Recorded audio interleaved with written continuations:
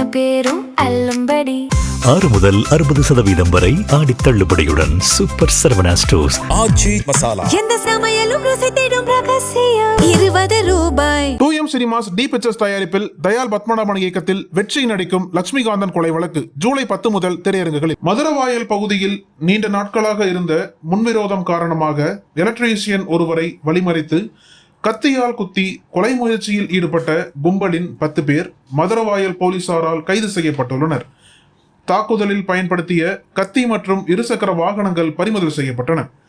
சென்னை மதுரவாயல் சீமாத்தம்மன் நகர் சிவகாமி தெருவைச் சேர்ந்த 28 வயது எலக்ட்ரீஷியன் மணிகண்டனுக்கும் அதே பகுதியைச் சேர்ந்த கிரண் உள்ளிட்டோருக்கும் இடையே நீண்ட காலமாக முன்விரோதம் நிலவி வந்துள்ளது.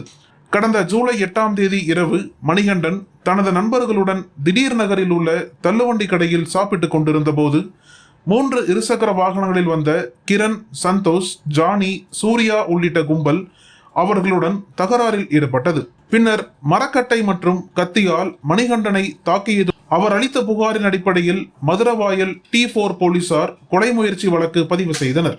வழக்கை தீவிரமாக விசாரித்த ஆய்வாளர் தலைமையிலான தனிப்படை சம்பவத்தில் ஈடுபட்ட 10 பேரை விரைவில் கைது செய்தது.